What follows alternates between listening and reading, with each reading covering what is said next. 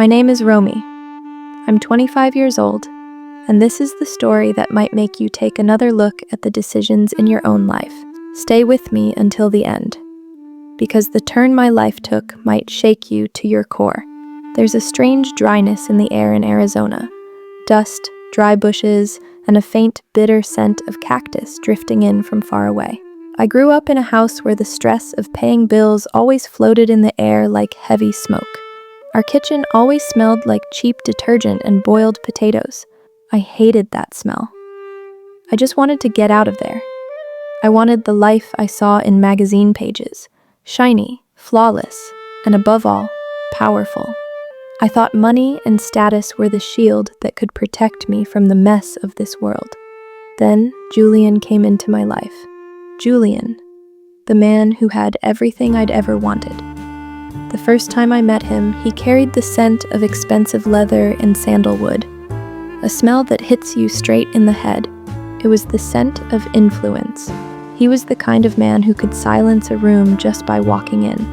I wasn't in love with Julian. I was in love with the power he wore around himself. I decided that this was my path. I pushed my feelings into a corner and wore the diamond necklace he gave me like a set of chains. We got married at the most expensive resort in Arizona. There were so many white roses around that their scent almost suffocated me. People looked at me and thought, "Romy is so lucky." I was smiling, but inside I felt like I had become part of a cold, lifeless painting. Life after the wedding felt like a golden cage. Julian's house was stunning, but the air always carried this sharp, chemical cleaner smell. Nothing there felt real. No real laughter, no real tears, just polish and status. The human heart is strange, isn't it? The more you try to suppress it, the harder it finds a way to beat. The crack in my palace appeared when I met Ilyas. Ilyas came to take care of our garden. The first time I saw him, he was covered in sweat. He smelled like soil, freshly cut grass, and warm sunlight. It was such a real scent that it suddenly took me back to my childhood, when I used to play freely in the sand. Ilyas didn't have a big last name or a bank balance, but there was a peace in his eyes that I couldn't buy with millions. At first, I told myself it was just a distraction. I started going to more parties with Julian. I wore even more expensive perfume and darker lipstick. I wanted the smell of Julian's leather to overpower the earthy scent of Ilyas, but it didn't. One afternoon, I was standing on the balcony while Ilyas watered the plants below. He looked up and smiled. There was no demand in that smile, no show. He just said my name, Romy. And that one word shook the entire tower of my status. One evening, Julian was away on a business trip. The first monsoon rain fell in Arizona. That earthy scent of wet soil, petrichor, came through the window. I ran outside into the garden like I was losing my mind. Ilyas was there, covering the plants. We were both getting soaked. The air was filled with the scent of wet earth and jasmine. Ilyas came closer. There was no expensive cologne on him, just rainwater and his own warmth.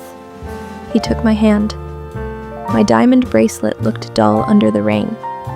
In that moment, I realized what I was losing. I was chasing status while living a life with no space for my soul. But reality isn't that simple. Julian had started to suspect something. He wasn't a fool. He began placing restrictions around me. The chemical clean smell in the house felt even stronger. I started to feel like I was in a prison with cameras on every wall. One night, Julian said, "Romy, remember that whatever you are, it's because of me. Don't forget your place." He smelled like alcohol and cigars, bitter and suffocating. I began to hate him. He wasn't a man anymore. He was an addiction to power. One night, Ilyas said to me, "Let's run away. I don't have anything to offer except this blue sky and my honest love." My heart wanted to scream, yes, but my mind froze. I remembered the old poverty. I remembered the smell of boiled potatoes and detergent. I told him, "I can't come. I can't live in that lack again."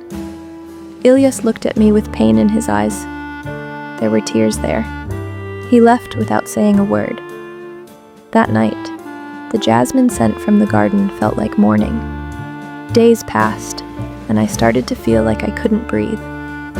Every dinner with Julian, every party, felt like a burden. I noticed I avoided getting close to him.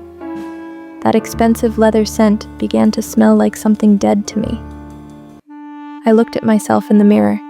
Expensive clothes, perfect makeup, but lifeless eyes. I realized status is a kind of poison that slowly hollows you out from the inside. Then Julian fired Ilyas. He insulted him and humiliated him. I tried to stop Julian, but he slapped me. My ears rang. The room filled with the heavy smell of his anger and cigars. I was on the floor, and my necklace lay in front of me, broken. That's when it hit me. The power I had married for was the same power choking me. And what I had called lack was actually my real wealth. I didn't grab my bag. I didn't take my jewelry. I just got up as I was and ran out. I went straight to Ilyas's small house. He lived in a little wooden cabin outside the city. As soon as I got there, I smelled that familiar scent again: soil, dry grass, and burning wood. Ilyas was sitting outside. He saw me, my smeared makeup, my torn gown, and he pulled me into his arms. The peace I felt in that moment was something I had never felt in Julian's multi-million-dollar mansion. I closed my eyes and let that human warmth sink into me. Today, Ilyas and I run a small nursery in a quiet part of Arizona. My hands don't wear diamonds anymore. They're covered in soil. My clothes don't smell like expensive perfume, but like jasmine and earth. We're still not rich. Sometimes we worry about paying bills, but it doesn't feel like heavy smoke anymore. It just feels like a small challenge we face together. People ask me if I regret it, if I miss the luxury. I just smile. Status can lift you in the eyes of the world, but love lifts you in your own eyes.